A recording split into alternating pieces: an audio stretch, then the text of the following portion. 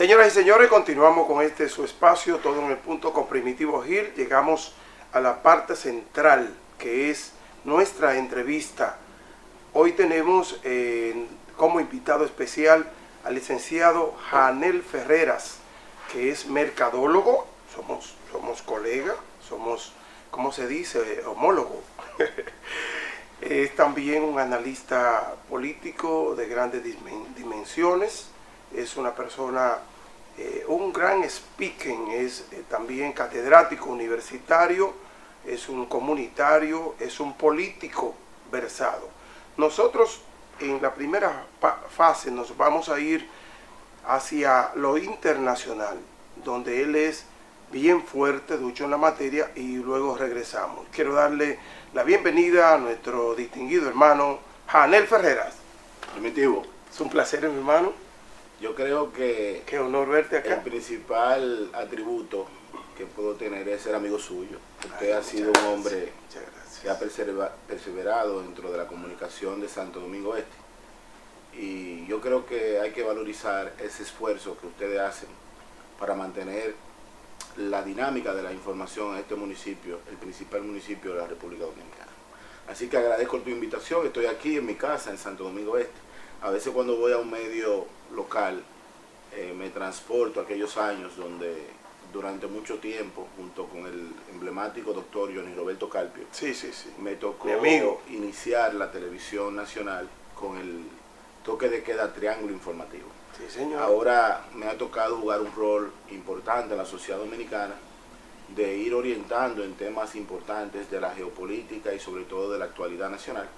Y para mí es un orgullo participar en esta plataforma del Canal 28, de Grandes Amigos. Así es, mi hermano. Te doy las gracias por haber acudido a nuestra invitación, que como siempre tiene las puertas abiertas, y todos también, pero especialmente los amigos en su nivel, para mí son muy significativos. Mire, Janel, como usted es especialista en la parte geopolítica, nosotros queremos ver yéndonos allá directamente, y si venimos desde Rusia, Rusia, todo lo que tiene que ver, Ucrania, esos efectos, todo lo de esta guerra, en qué nivel está esta guerra, qué dice el presidente de Rusia, Vladimir Putin, qué dicen también en otras naciones, otras latitudes, como es los indonesios, ¿no? ¿Verdad? Los chinos, los norcoreanos y toda esta gente que se meten muchos de acorde, otros cortan un poco y se van más hacia nosotros, hacia acá, América, y se alían, se asocian a Estados Unidos y demás. Pero como los países vienen rompiendo este gran escollo de sus dificultades económicas, sociales, etcétera, y ha producido tanto daño la pandemia y todo lo demás, y vienen ahora emergiendo, vienen ahora pues subsanando todo esto y buscando, luchando por la estabilidad económica y demás. Dígame su parecer en ese sentido. Mira, como bien tú dices en la introducción muy amplia, el mundo está atravesando por una situación difícil de confrontamiento. Detrás de todos los conflictos que la gente puede ver entre Rusia, Ucrania, las tensiones de la bahía de China entre China y Taiwán, los conflictos de Norcorea con Corea del Sur, son un conflicto originado en los dos grandes bloques económicos de la humanidad que los representan: el G7, compuesto por Estados Unidos, Canadá, Francia, Inglaterra, Japón, Alemania, y el grupo del BRIC. El BRIC es el nuevo bloque económico mundial que busca una multifunción económica en el mundo, establecida o partiendo del inicio de que no solamente Estados Unidos va a regir la política internacional económica. Y ese grupo está compuesto por Brasil, Rusia, la India, China y Sudáfrica. ¿Cuál es la diferencia del G7 y del BRIC? Que el BRIC, a diferencia del G7, tiene un componente africano. Y en el continente africano se destapa la teoría de que para la posteridad de la mano de obra en el mundo, para 2050, África va a aportar más del 45% de la mano de obra joven del mundo.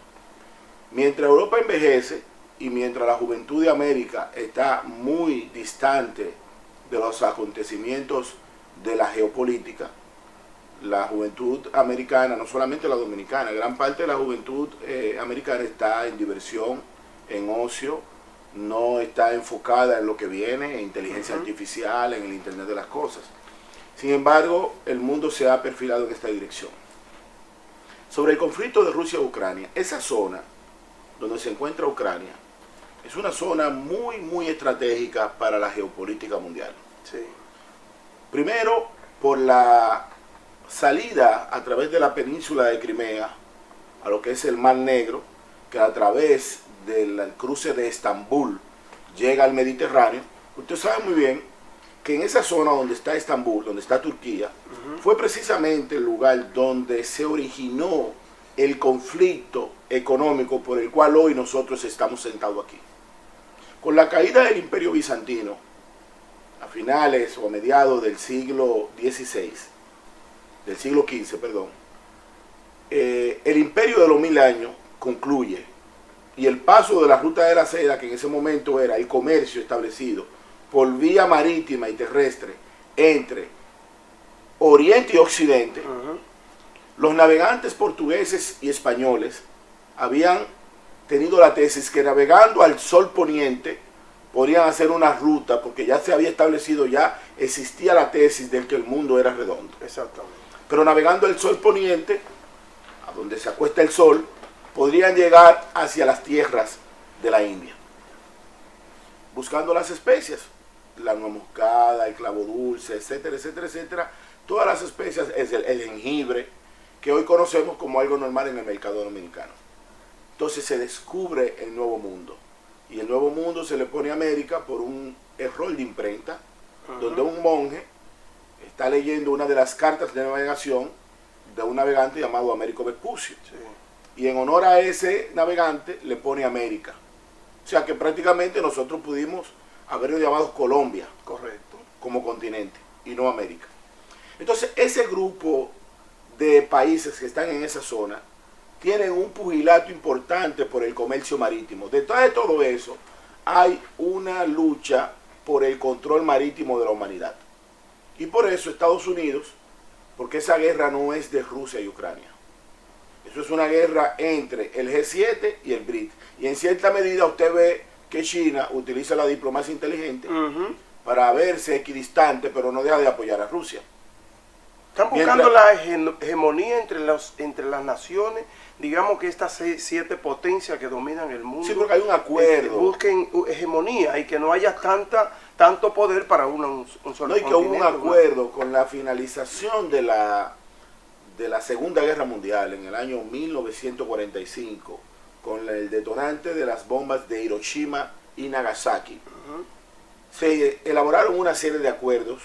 La Sociedad de Naciones pasa a ser Naciones Unidas, vienen los acuerdos internacionales, varios países modifican su frontera, se crean varias naciones. El hecho es que se había establecido de que la zona de amortiguamiento de las grandes potencias, en ese momento la Unión Soviética, se iban a respetar. Pero el respeto se fue al piso. Pero cuando Ucrania decide tener una carta de intención, en principio con la Unión Europea, que es un aliado del G7. Claro. Y en segundo lugar, con la OTAN, que es un bloque militar, político-militar, a partir de ese momento Putin dice, no, pero yo no puedo permitir de que Estados Unidos coloquen, o la OTAN, armas nucleares y misiles balísticos en mi territorio coexistente de frontera. Es lo mismo para que la gente entienda. ¿Por qué razón Cuba a la fecha todavía tiene un bloqueo económico en Estados Unidos? Porque intentó colocar en el territorio cubano armamentos de la Unión Soviética. Y lo mismo está haciendo ahora Rusia con Ucrania. Ahora bien, la salida a ese conflicto, que ha generado grandes dificultades en el comercio internacional, y lo voy a explicar en breve por qué, es una salida diplomática. Hoy el problema se está agravando, porque Estados Unidos y la OTAN le ha permitido a Ucrania la adquisición o la donación de aviones F-16 de fabricación estadounidense. Entonces, Rusia va a aumentar su capacidad bélica. El final de ese conflicto bélico, si ya no hay ningún tipo de salida saludable, será un conflicto nuclear. Y allí es que está el temor de la humanidad, porque en un conflicto nuclear no hay ni vencidos ni vencedores. Viendo yo ese panorama, como usted lo viene exponiendo, y en la balanza colocamos una acción y otra acción, del lado opuesto vemos a Rusia, vemos a todo este lado, incluyendo a Medio Oriente y todo esto, con lo que Asia, y esta gente no tiran bombas, ni hacen ni matan tanta gente, ni nada de eso, y trabajan como con bombas mercadológicas. Estamos hablando de ideas, estamos hablando de muchas cosas innovadoras para que el mercado sepa hasta dónde ellos son capaces de fabricar cosas. Entonces, ¿por qué eso no se imita de esa manera? Porque hay dos etapas en la nueva dinámica. Mira, con la apertura primitivo de la comunicación digital, de la comunicación 2.0, hay dos guerras. Sí. Está la guerra real y está la guerra mediática.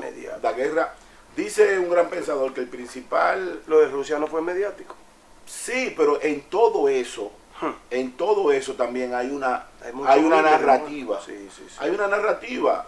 Y un objetivo a seguir. Y transpórtate, por ejemplo, a la matanza de Perejil. Exacto. Todo en la vida es una narrativa. Así es. Y la humanidad siempre va en dirección a la narrativa. Quien gana la narrativa posiblemente gana el conflicto. Hay varios libros de estrategia de guerra. En una ocasión a Hitler lo engañan haciéndole creer que van a invadir en un lugar cuando viene a ver en otro. Es una estrategia de comunicación. Sí. Y esta guerra no está ajena a eso. Yo creo que el punto de equilibrio dentro de la dinámica de la guerra es utilizar la frase que utilizan los abogados, que es muy sabia, y que los estadounidenses la utilizan para el lavado de activos, que se llama follow the money. Persigue el dinero. Y los abogados utilizan la frase de ¿a quién beneficia el crimen? El crimen. ¿Me copias? Entonces, ¿a quién beneficia el conflicto? A la industria armamentística del mundo. ¿Quién produce mayores armas? Exactamente. Ahí es que vamos. Entonces usted va en esa dirección. En el tema de los conflictos de la canasta familiar, que ha sido un problema intercalado en todos los países, es que va a ser así siempre, por una sencilla razón. Cualquier producto de consumo masivo en el mundo ya no es un producto de origen de un país específico. Porque en una cadena de producción, usted tiene, por ejemplo, hay dos productos de origen vegetal que son los que mayor consumen los dominicanos, el plátano y el arroz. Que no son endémicos de la plataforma continental ni del país. No, son de aquí. Son especies que llegan. Entonces, para tú producir una importante tarea de arroz, tienes que utilizar fertilizantes. ¿De dónde vienen? De Rusia. Tienes que envolverlo en un saco. ¿De dónde viene? De la India. Tienes que comprar hilo. ¿De dónde viene? De Canadá. Tiene que tener combustible. ¿De dónde viene? De Venezuela.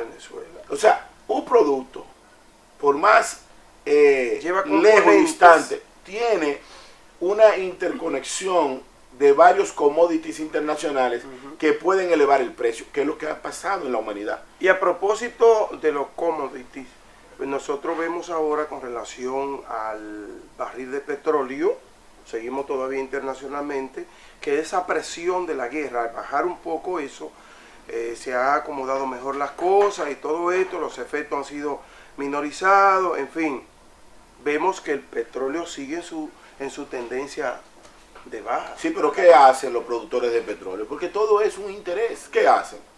Cuando la elasticidad de la demanda aumenta, la demanda disminuye los precios, aumenta los precios. Eso es la elasticidad de la demanda. Entonces, ¿qué ellos hacen? Mayor demanda, menor precio. Entonces, ellos lo que hacen es lo siguiente. A partir del aumento de la demanda por los procesos energéticos, mayor oferta. Cuando la oferta aumenta, disminuyen los precios. Cuando la demanda aumenta, aumenta los precios. Por encima de la producción, aumenta los precios. Entonces ellos han disminuido la capacidad de producción diaria de barriles. ¿Por qué razón la Liga Árabe ahora acepta Siria? Después de 10 años de suspensión. porque el mundo se está bloqueando en grandes grupos importantes para lo que viene. Okay. Y es allí donde la República Dominicana tiene que jugar un rol estratégico en la diplomacia. E insertarse en esa... No, ¿hacia dónde vamos? ¿Qué dice ese panorama? ¿Hacia dónde va el mundo? Bueno, ¿hacia dónde debemos ir para que lleguemos entonces a la República Dominicana? En términos de su visión, ¿hacia dónde debe de ir en virtud de ese panorama? Mira, el mundo va a cambiar en los próximos... Hay un tema más importante que la guerra en el mundo. Sí. Que es el tema del cambio climático. Sí.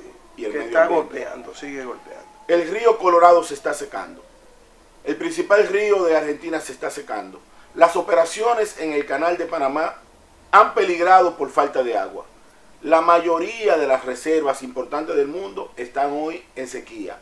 España tiene 3 años con una sequía permanente. Los productos de la oliva, por ejemplo, que es un aceite, un producto emblemático del comercio español, va a aumentar de precio porque la capacidad agrícola de España ha disminuido por la sequía de 36 meses. Correcto. La mayoría de las presas del mundo, incluyendo las nuestras, están trabajando en una capacidad de en un 60 a un 45% de lo que era. Incluso hay embalses que tienen un 25% de su agua normal. Entonces, ese es el principal problema de la humanidad. ¿Qué tenemos que hacer nosotros? La República Dominicana. Con su permiso, usted podría darme un chancecito para que el mate se nos vaya a una pausa.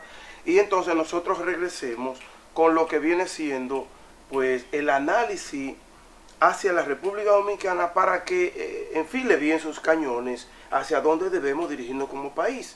De manera que con esta situación que vemos, que hemos visto, usted ha descrito muy bien, y todo lo que ustedes pueden haber leído y saber del tema, pues se dan cuenta que la República Dominicana ahora está en su mejor momento para preparar toda una plataforma firme, poderosa, y poder entonces romper y continuar conquistando todos estos niveles económicos que se predicen de la República Dominicana, que va a llegar a un 4% del Producto Interno Bruto en términos de crecimiento a final del año, y que nosotros estamos pues muy bien, abierto en popa, como se dice, versus otros países de nuestra región, vecinos, que están todavía en mucha dificultad y por debajo de lo que se tiene proyectado. Así que después de la pausa, por favor, estamos conversando con Janel Ferreras, que es mercadólogo y analista político a nivel nacional e internacional, y precisamente